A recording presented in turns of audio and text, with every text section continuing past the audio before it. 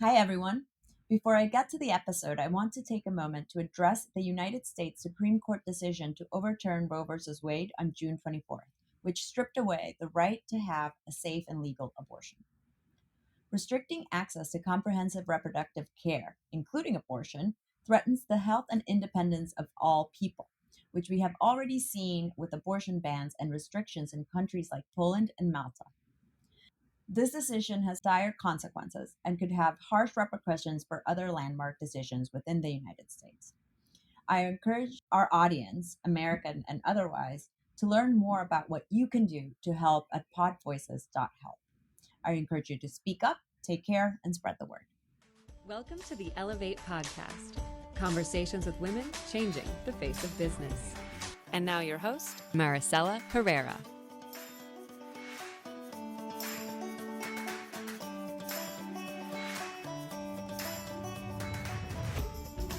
Hey everyone, welcome to the Ellevate podcast. I'm Maricella Herrera, the CEO of Ellevate Network and the host of the Ellevate podcast. I'm here with my co-host and partner in crime, Megan Oliver. Woohoo! Hello, everybody. How's it going, Megan? Are you all familyed out?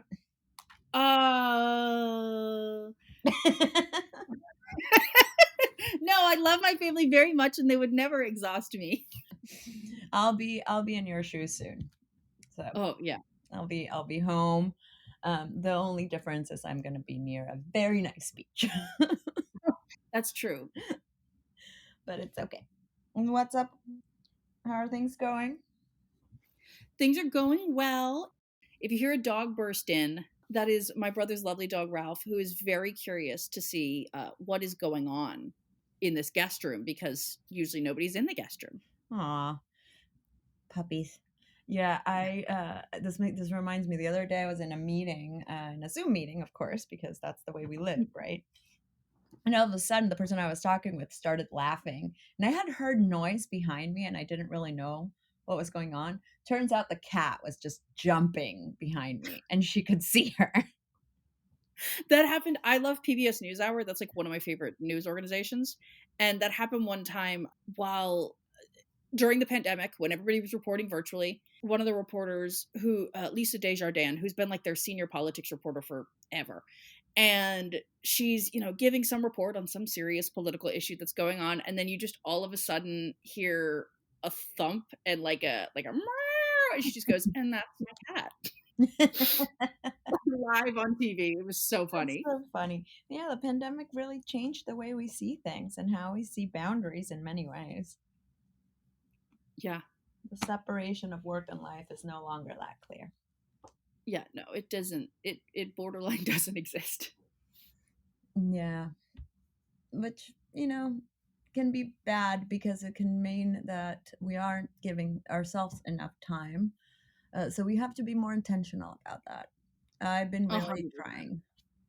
Yeah, closing the laptop and having the laptop out of sight is a big thing for me, because I just having that space where even if I'm working out of the same space I'm living in, if I'm not looking at the laptop, I'm thinking of the room as being different than being an office. Yeah, I know what you mean. It's the little changes like that can make a big difference. Yeah, being in Texas, because I'm at family's house, whether it's my parents' house or my brother's house, and they have, multi-room houses. So I can work in one room and really like chill in another room. Mm. Whereas in New York, it's you're mostly kind of working out of one or two rooms. Yeah. So that's what I was going to say. I'm in a small New York apartment, and my desk is in the living room, right? Which is the living room that's the main space. There's no other space. It's that space, the bathroom, and my room. But what I've realized is I tend to, like, when I'm sitting and chilling, my back is towards my desk. It's like I completely turn around. Oh yeah. And that makes a big separation in my brain. And just that little like change in the where I'm looking at. So you can find ways, even in small apartments, to separate a little bit of your spaces. Yes, definitely. And it makes all the difference. Yeah. I'm very tired today. Yeah, you were cold earlier, you were tired. Yeah, You're I having a rough know. one. I It's know. December though. I'm telling you, I do think it's the weather. I don't do well with a cold, and I certainly do not do well with not being light out. The day's getting dark so quickly, or so I early. swear we lose for all they say set your clocks back an hour. I feel like we lose like 3 hours. Yeah, I've been very mindful since I realized this. I'm trying to go for a run during the day when there's sunlight, because in the morning it's freezing, and also I'm not a morning person at all. Um, but and in the evening, it's dark, it's scary. I don't like going to the park when it's dark, but Mm. I also know that I need the sunshine, like mentally and emotionally. I need that. So I've been doing little breaks, and I hope people do that too. I hope everyone's doing a little mini break during the day. Yeah, it's so important, and I'm so bad about forgetting to do them, like, because I as a person who has ADHD, once I finally get myself into the zone, I will just, like, get into the zone, and I'm just so happy to be in the zone that I almost don't wanna, like, leave, but then I remember that I still need to do that for my own mental health. Yeah, it is important. Anything you've been in? I'm trying to think what I've been doing this last couple of weeks, and that I really don't know. Well, you never updated us on the podcast about how the marathon went. Oh my god, it went really well. So it was a whole thing. It took me forever. It's the hardest thing I've done. Well, yeah, no, it is probably the hardest thing I've done in my life. It was a roller coaster of emotions. It takes a lot of mental and emotional strength, not just physical strength, but I loved it. I really did. I finished slow, super slow. It was dark when I finished. First half I was so happy. There was like so many people, and it just a party outside, and I thankfully had lots of my friends. My family was here, and friends and people cheering for me, so it was great. About mile 816, my phone broke. Yeah, It yeah. just decided to stop working. So that was a curveball. And again, like I said, it's a roller coaster of emotions, and it does test your mental toughness. So I didn't know what I was going to do without being able to communicate, but mostly without music. Like I had trained with music, and I still had a really long way to go. But New York City got my back, and there were so many people in the streets, and people playing music, and people chanting, and just screaming. So there was enough for it to keep me motivated, even without the music. It was a hard race. The last, my trainer had told me there's no way to explain how the last 10K feel. And I understand now what she meant. Those Yeah. last 10 kilometers are the worst. But how was, like, the run up to the finish line? Well, that was great. I mean, you're dead by that point. I was like, everything hurt. I had cried like 3 times. It's just I was dehydrated. It was so hot too, for running for so long. Um, Yeah. but once you get back into the park and it's the last moment, I don't know. There's this like every single fiber of me just started running faster because it was so exciting to be there, and it was great. It was so good. It was so good. One of my biggest goals with the marathon was to do it and not finish out hating running. Yeah. And I did not finish hating running. I did it. I enjoyed it. I want to do it again. And now I'm going to start training for the New York City half marathon, and I'm doing that in March. Yeah. Yay! I'm very excited. I'm so excited, and I talked to my trainer, and now I now have a running coach. She's a professional runner. I'm talking to her today for the first time, actually, so I'm very excited. But someone that's going to be giving me personalized training schedules each week, so I'm excited. That is so exciting. That's amazing. And who cares what time you made it in? You ran a marathon. That's what I keep telling myself. And I keep telling myself, like, at first I was like, oh, I'm so embarrassed. It's going to take me like 6.5 hours or whatever.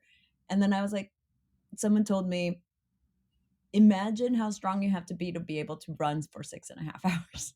Yeah, like that's my thing is you saying it I was so slow, but I'm like, that just means you were running for a longer time without dying. It was an accomplishment, and I really want to do it again. So we'll see when. Yeah. Well, that's good, and that's a very good sign that you wanna do it again. Yeah. So what about you?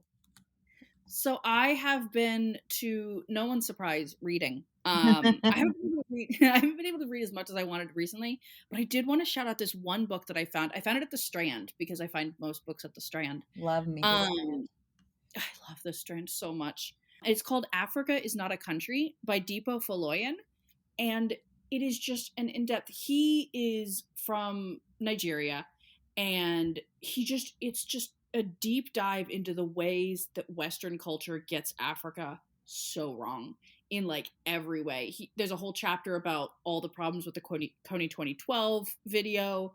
There's basically a whole thing where he talks about, I think in the same as the Kony 2012, if I'm going to come away from anything, it is that he hates the song Do They Know It's Christmas. I don't Like, even know what song that is. so it's a Christmas song, and I feel almost a little validated because I also kind of hated that song. It's really catchy, but like it always felt a little patronizing to me. And then he went into it's super patronizing, and I was like, okay, thank you, because I thought that I was being nitpicky. It's the Do They Know It's Christmas Time at All? Oh yeah, but And I've never paid attention to it. so it's like specifically about Africa, and it's saying like the entire point is it's so miserable there and everything sucks there and everything is so awful in Ooh. Africa that do they even know that it's Christmas time? And he's just like, what? And then there's a line in it that says, and there won't be snow in Africa this Christmas.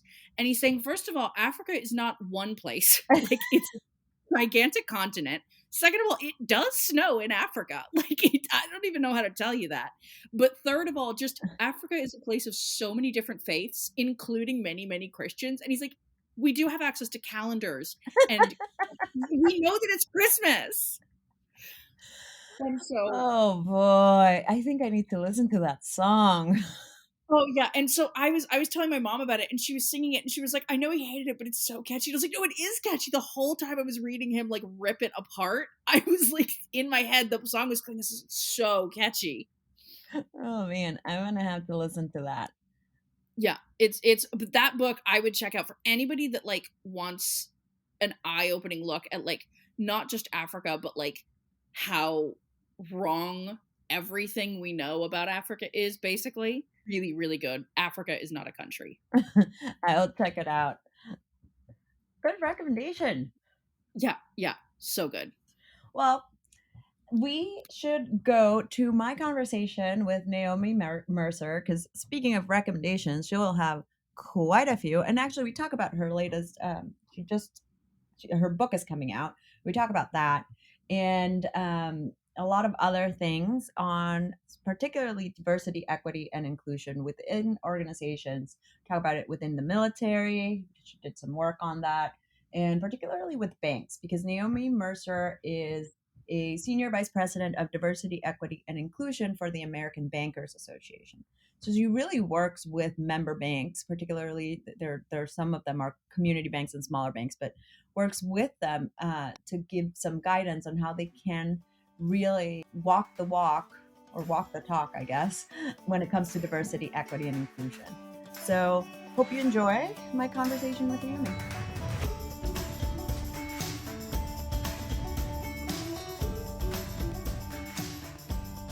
Hi, I'm super excited today to be here with Naomi Mercer. Naomi, how are you? I'm doing well. How are you? Doing great. I'm so happy to get to talk to you on the podcast. I see you almost every week at our executive roundtable, which is so great. I always love seeing familiar faces and people that keep coming and showing up for the rest of the group. So thank you for that.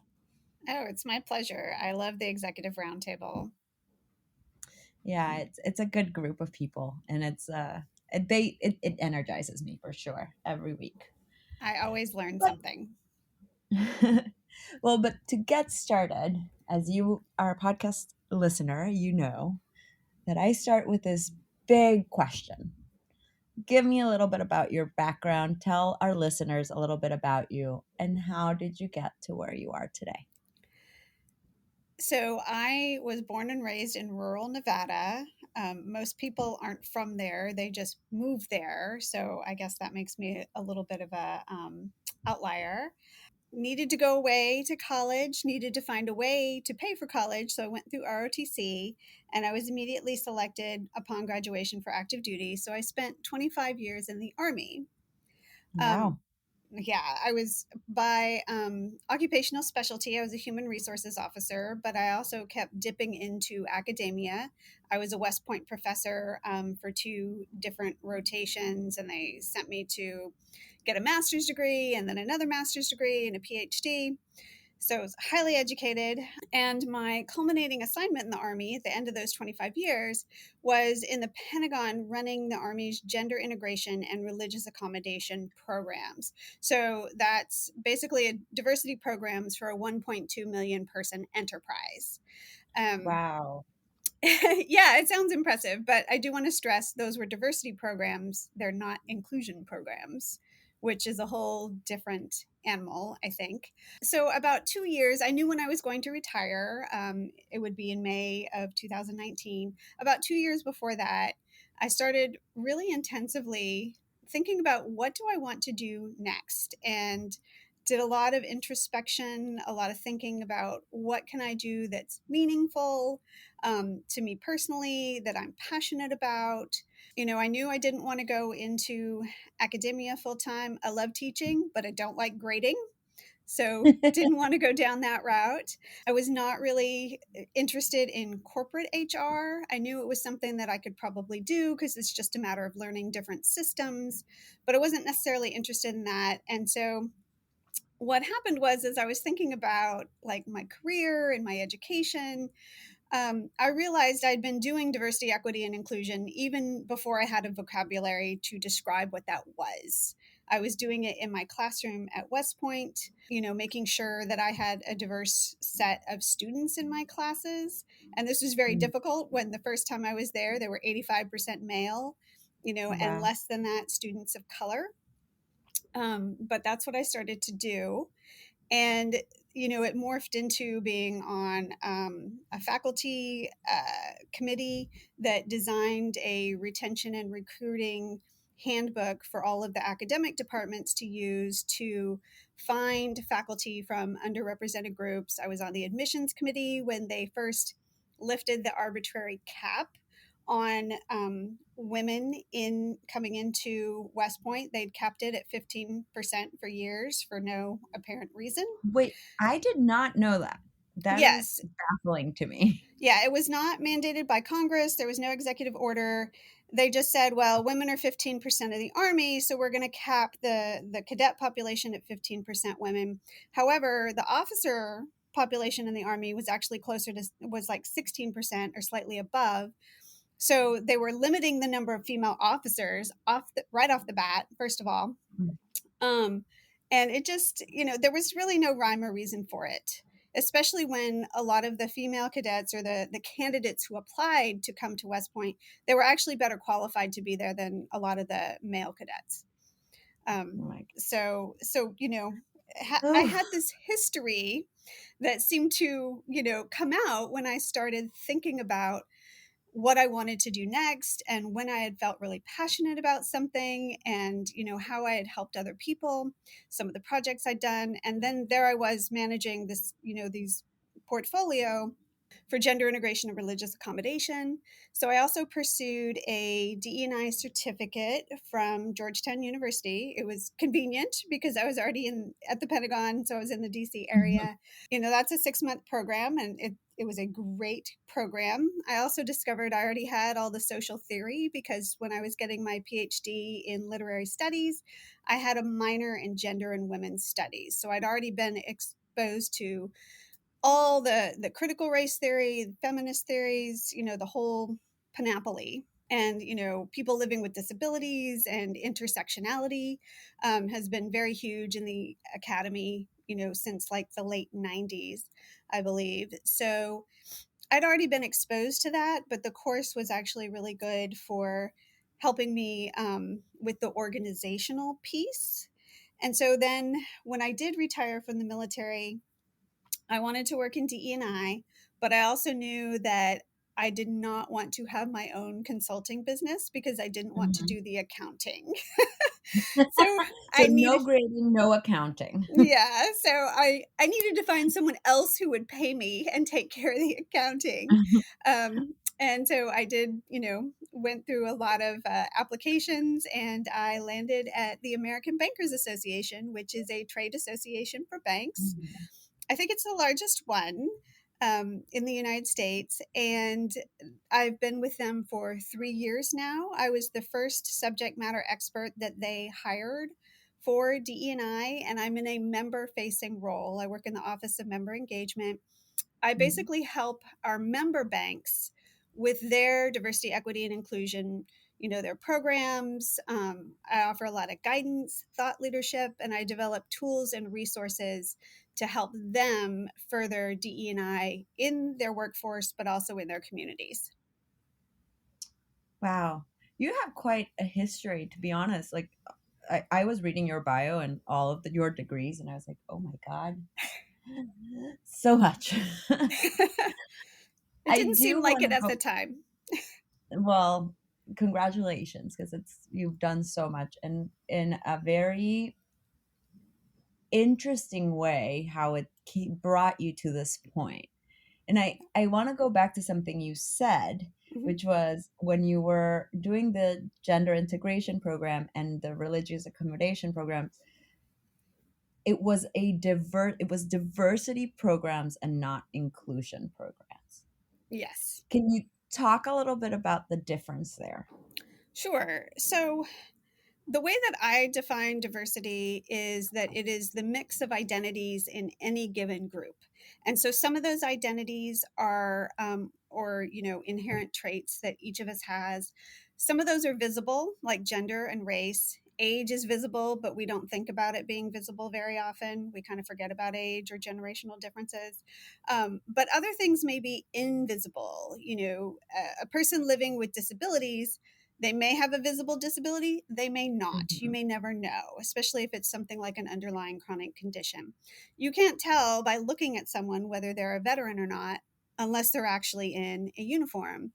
You don't Right. necessarily know someone's religion, unless there's something identifiable that, maybe they're like a Sikh would wear a turban, but for most religions, there's not that outward display, at least not across all denominations or parts of these different religions.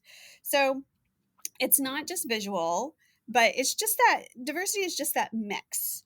And Mhm. then the equity piece is really about trying to remove barriers that historically underrepresented groups have experienced in the workplace, in systems, institutions, and removing those barriers so that everyone experiences equal treatment.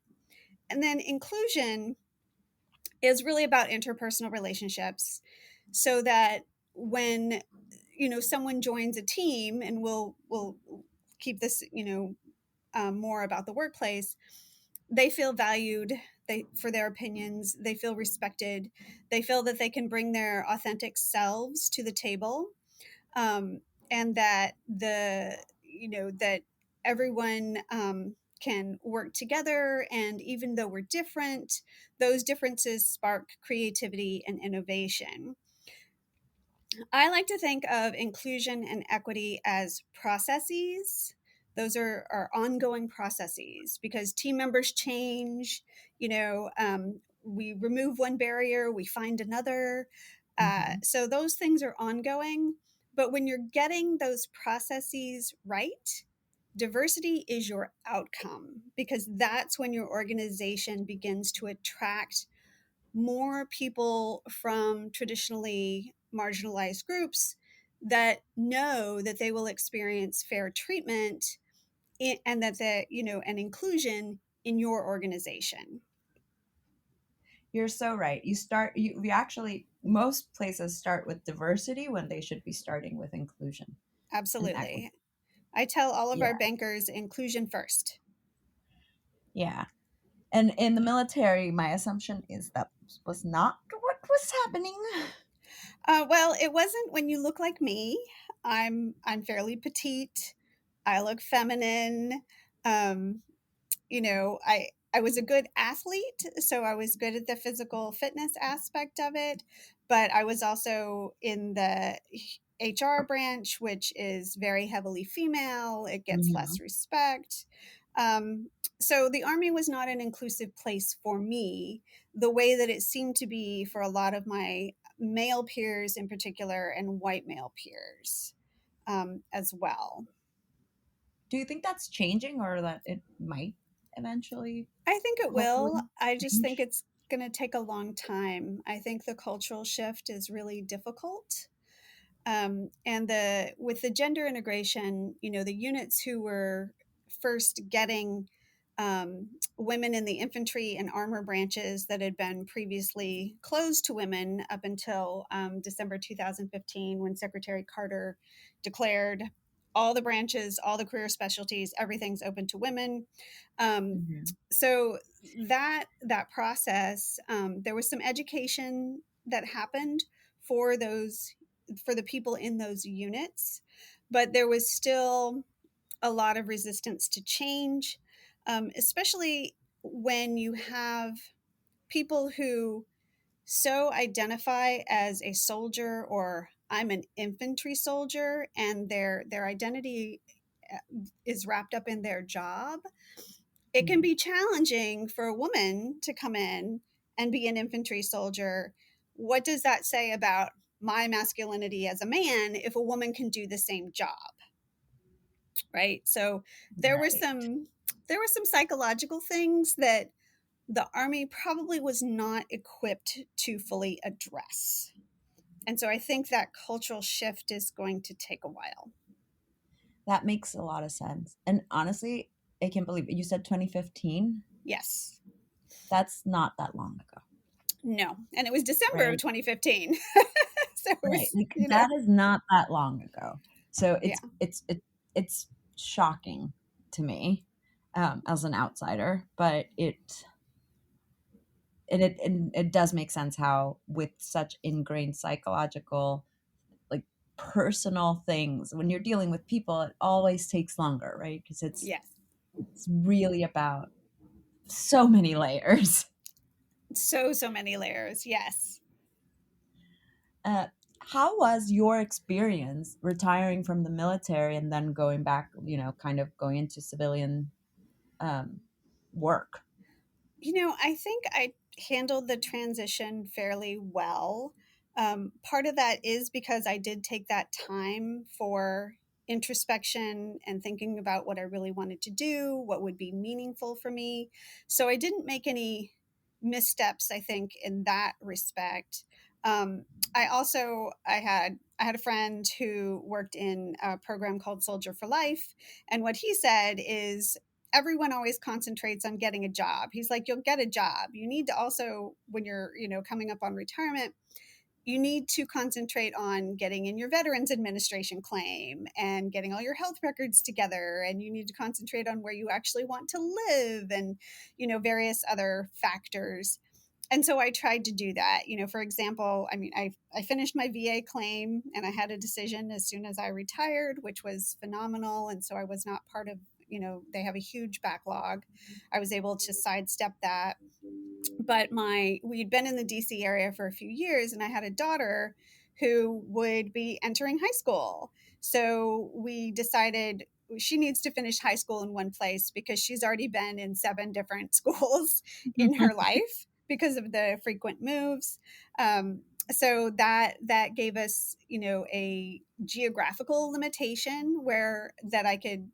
It was kind of nice though. I could kind of put boundaries around my job search that, okay, it just has to be in the DC area and accessible, through public transportation or what have you. So that actually helped a lot to narrow things down. But I really think it was just taking the time to think through what I really wanted to do and how I'd also read this book about being middle aged. And one of the things it said is that the people who seem to have the most successful middle age and avoid the midlife crisis that we've heard about are people who pivot to more of a teaching or coaching role.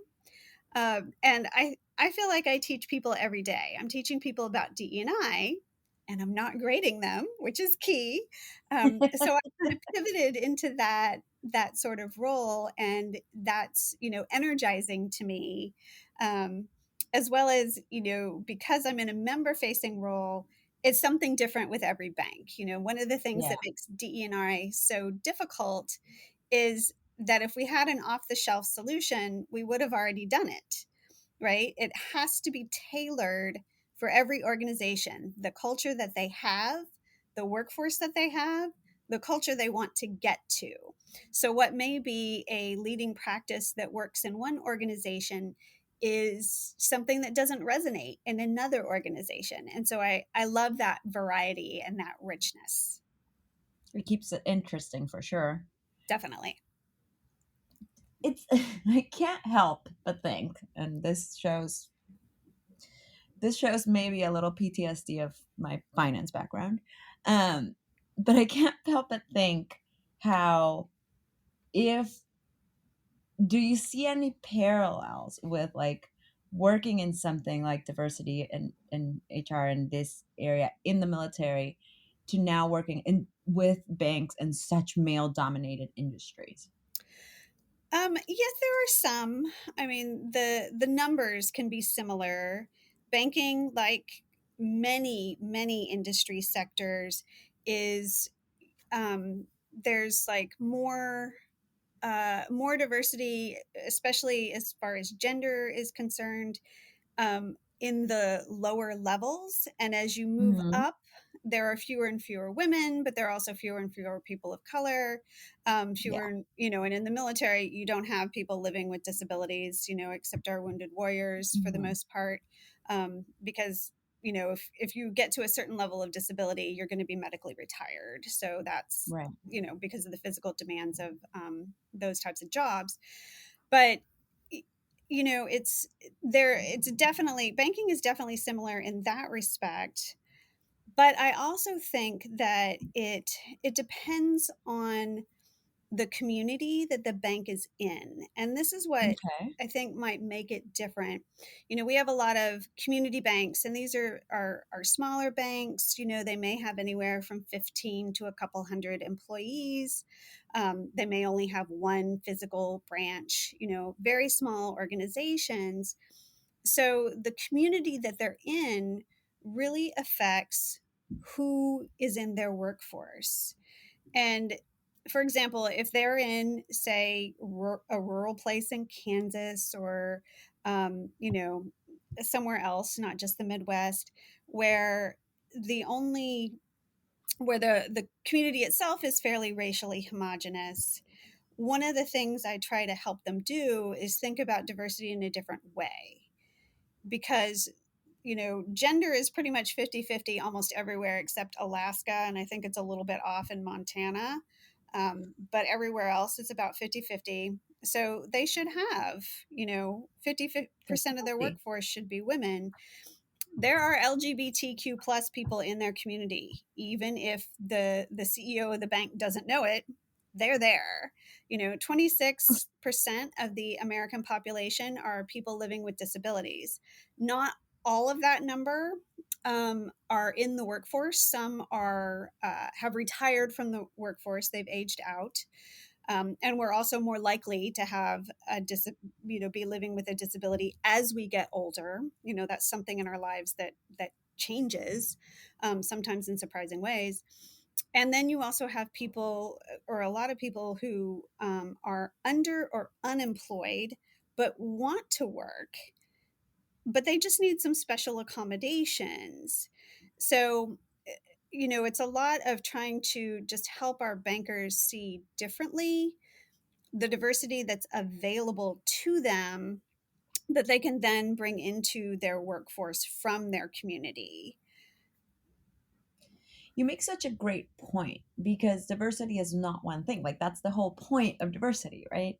Right. It it can it can run the gamut on so many things, because we're so different in so many different aspects. So I really appreciate that way of thinking of, like, okay, if you have a very racially homogeneous community and this is the only community that you serve, this is where you are, well, what are other ways that you can bring diversity into your ranks? Right. How is it different? Do you think that, I don't know, can you tell me a little bit about the best practices you're sharing with some of these banks? Sure. So, like I said, we talk about inclusion first. So I Hmm. actually have a framework, and so I recently released a DE&I book. It's called DEI Foundations. So shameless plug. We just launched it at our annual convention at the beginning of October, and it's we made a free copy available to every single one of our member banks, so that they have it. Um, but one of the things that I talk about in the book is the DE&I framework, where basically, start with an assessment and find out what your demographics are in your workforce and in your community if you can. And then you can move through, they're not really steps per se. And the framework, some aspects of it are going to run simultaneously. But like for very smaller organizations that can't afford like a chief diversity officer, the way to go is to have a DE&I council that's drawn from across the organization so that you have people from different departments, different levels, hopefully different identity factors if that's available to them. And then using the DE&I council, they formulate a strategy for the bank to move forward with DE&I. And I always say just pick two. Don't try to do everything. Just pick two in your strategy. And then, in a year or two, you can revisit it, see how well your initiatives have succeeded or not, or if they need to be tweaked, and you can, update your strategy. But to also do some iterative measurement, you've done an initial assessment, but you have to go back after some time has elapsed and measure it again. And it's also some of the other factors are getting that stakeholder buy-in. And so Yeah. this may mean the executive team, it may mean people on the board of directors. It usually means whoever does HR or owns that human capital piece for the organization. But it also means, there are probably middle managers in the organization who they've been there for a long time, they've got that institutional knowledge, and they're well respected. That might be a stakeholder that you need to get buy-in for your DE&I plan. And so it's just thinking about DE&I as not necessarily, we do this step, we do this step, we do this step, but as a framework, I think is more effective as a leading practice for our banks, because we also talk about having a DE&I journey, but there is no endpoint to the DE&I Right. journey. Right. So we want our bankers to have this framework that can help them think through DE&I and keep making progress on that DE&I journey, no matter what point they're at, no matter where they began, no matter what their vision is, and where they want to end up. Yeah, someone yesterday I was talking to, and they told me that they see DEIB as a lens, Mm-hmm. not as something, kind of added. And I thought that that was so, like, it's like you're saying, it's a framework, it's something that continuously is there. It's not Right. just a little add-on. Yeah, well, and that's something we actually use that exact phrasing, DE&I lens. ABA has over 200 working groups of bankers. And so these are volunteers, bankers who volunteer to work on Wow. various projects. And what we've done is we've asked for a DE&I representative for every single one of those groups.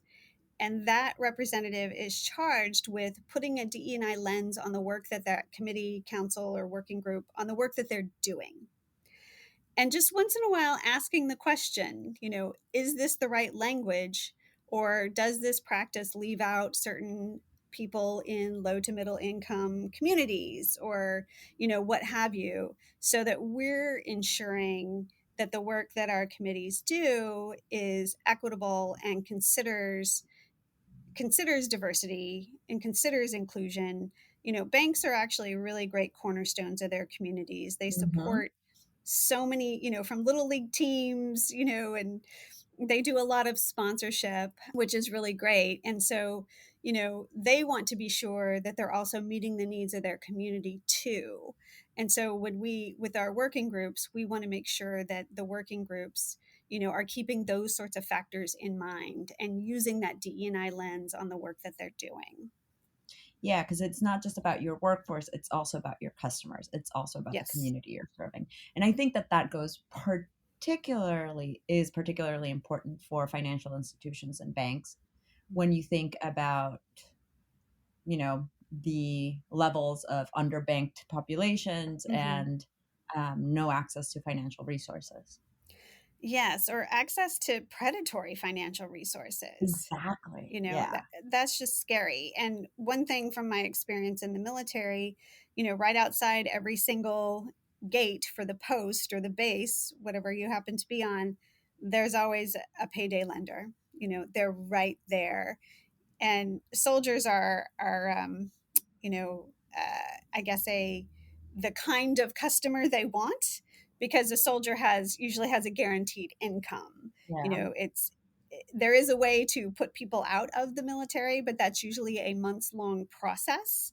So these predatory lenders, they have soldiers who they just want to buy a hot car, but they don't have enough money. And so they get a payday loan, and then all of a sudden they're paying 35% interest, Oof. and they're just, so the military has some responsibility for financial literacy for their soldiers, and they do try. And I would say banks also share that responsibility for financial literacy in their communities, and that's part of our mission as well. ABA has a foundation, and our foundation provides free financial literacy classes and curriculum to any bank. It's not limited to just our members; it's to any bank that wants to avail themselves of that material and those resources to help their communities. I love that. I think it's also particularly when you're talking about customer facing. I've been thinking, I was doing a lot of research last year when we were doing our Mobilize Women summit, and one of the panels was about performative allyship.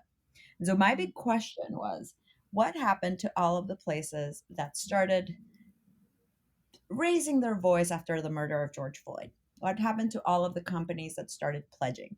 A lot of them were banks. A Yes. lot of them were big banks.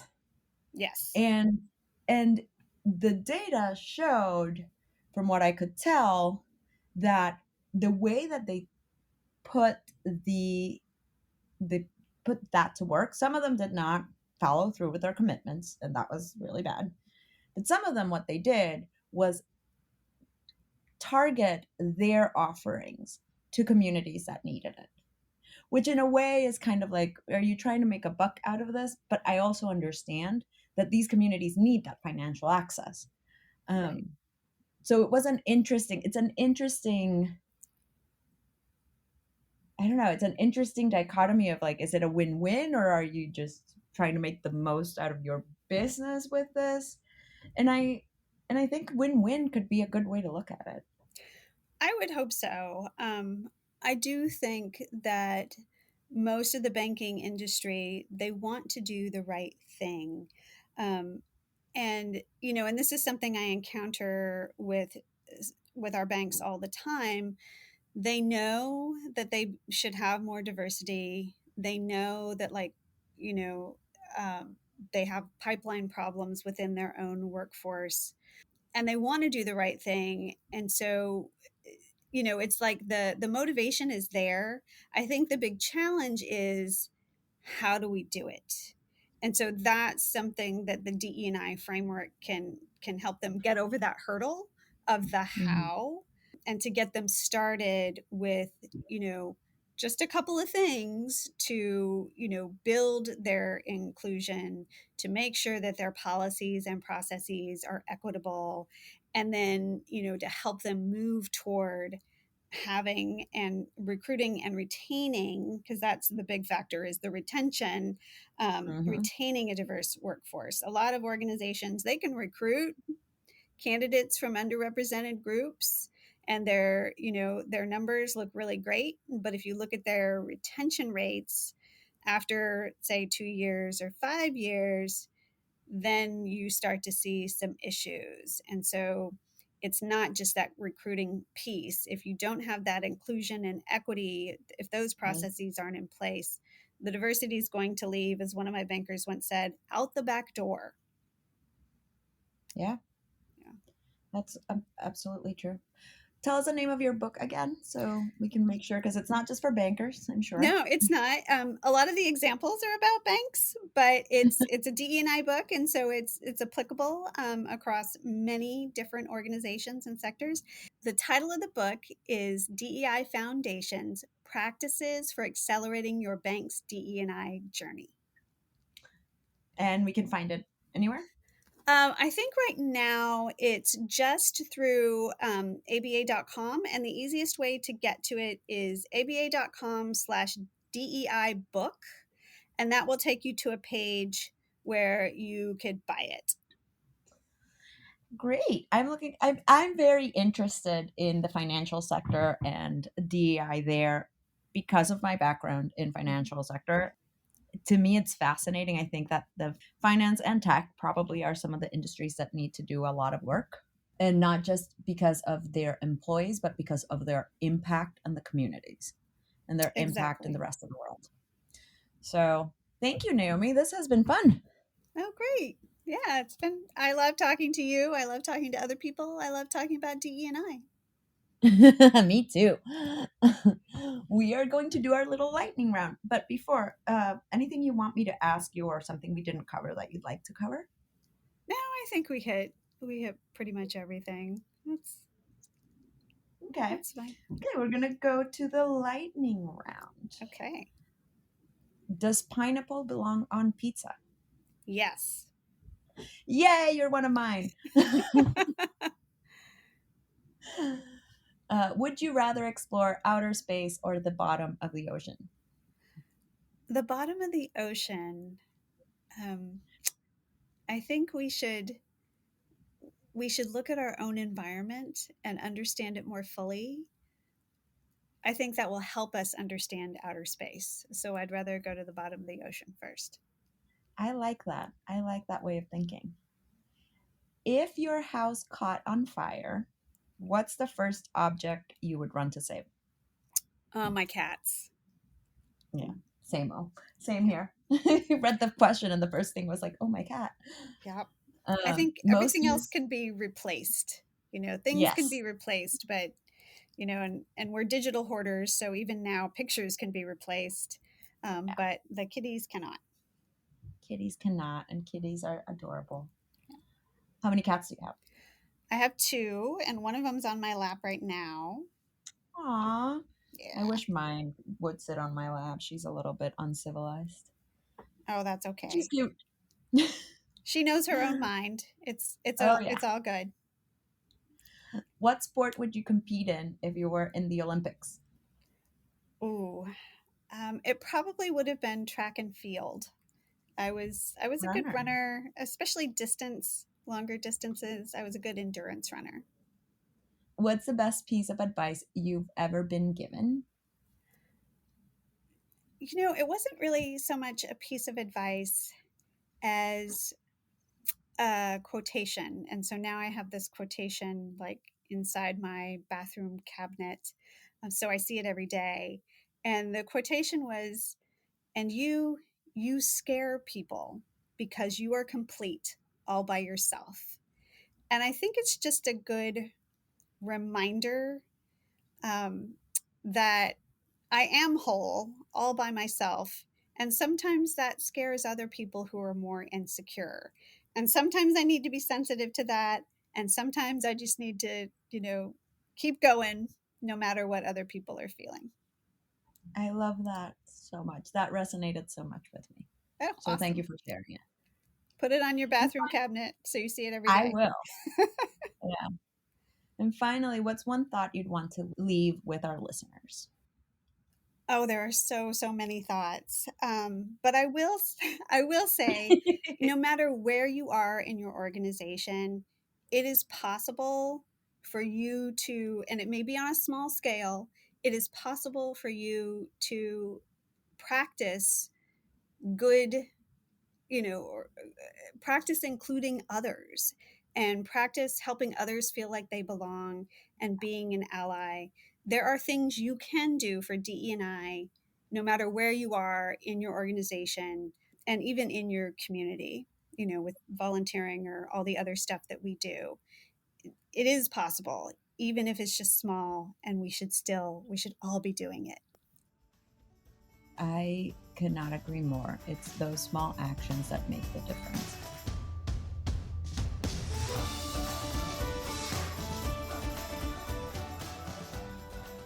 Naomi's so great. I always love her. She is. I remember when I was scheduling her, because I don't do a lot of work at the executive events, I didn't realize how huge she is in the Ellevate community, especially in the executive community of Ellevate. Yeah. I was just like, oh, what a great, the senior VP of DEI for the American Bankers Association. How amazing. And then as I was kind of looking at her, I was like, oh, she's also like a huge member of the Ellevate community. Oh yeah, she's there pretty much every week at the executive roundtable, and always has some great insights. And I love it's part of why I love that roundtable, because I've gotten to know some incredible people like Naomi. So if you want to come hang out with us, you can do so Tuesday at 1 p.m. Eastern. It's our last one of the year. So come on and join. It's our year-end celebration. We'll just have some networking and some fun and celebrate some of our wins for 2022. Woohoo! Yeah. Same goes for our rising leaders. They'll be doing the same thing, celebrating end of year wins during their roundtable Tuesdays at 1 p.m. Eastern. And then our rising leaders on Thursday at noon Eastern, they'll be also celebrating end of year wins. And our entrepreneurs will continue with the theme and do some networking on Thursday at 4 p.m. Eastern. So you have lots of options to come and meet some great people before we wrap up this year. Yeah. And our Women Seeking Confidence, which is monthly, is going to be talking about promoting yourself. So that will be a fun one. They kind of diverted off. So if you want to talk more granularly about a really good topic, that's a good one to go to. Awesome. So we don't have as many history makers as last week, because last week we had the midterm edition. Yeah. But there's still a lot to celebrate. Do you want to kick us off? Yes, I will. Natasha Pirc-Musar was elected the first female president of Slovenia. Awesome. Asma Malik will become the first hijab-wearing Muslim woman to sit on the Toronto City Council. Woo! This one, you have probably heard this song. You might not have realized this, but Sam Smith and Kim Petras became the first non-binary and trans artists to reach #1 on the Billboard chart. Their song is that, it's called Unholy, I think, but it's the da-da-da-da at the body shop, doing something unholy. And I do not know that song, but the fact that you sang it just makes me happy. I butchered it. But if you know that tune, it was on TikTok for a while too, but they are the first non-binary and trans artists together to reach #1 on the Billboard chart. That's awesome. Cheryl L. Nixon will become the first female president of Berea College. Yang Junchuan became the first Chinese woman swimmer to get under the 52-second threshold in the 100-meter freestyle. And Joanna Noonan became the first woman to lead the Merchant Marine Academy. Yay! Yay! Let's keep celebrating. And if you have anything to celebrate, please let us know. we are happy to shout you out. Well, thank you, Megan, and thanks everyone for listening. Next week, our episode is a conversation with Teresa Alwine. She is the head of U.S. Business Management at RBC Global Asset Management. We have quite an interesting conversation, both about her journey, but about diversity, equity, and inclusion, as per usual, because that's my jam. That's what I love. She chairs the DEI committee at RBC and is a champion personally and professionally for populations who are oftentimes overlooked. So we do talk a lot about performative allyship and how, to show up for people who need the support. So hope you can tune in. We will see you then. Bye. Bye. Thanks so much for listening to Ellevate. If you like what you hear, help a girl out. Subscribe to the Ellevate podcast on iTunes, give us 5 stars, and share your review. Also, don't forget to follow us on Twitter at EllevateNTWK, that's Ellevate Network, and become a member. You can learn all about membership and all the great things that Ellevate Network is doing at our website, www.ellevatenetwork.com. That's ELLEVATE network.com. And special thanks to our producer, Catherine Heller. She rocks. And to our voiceover artist, Rachel Griesinger. Thanks so much, and join us next week.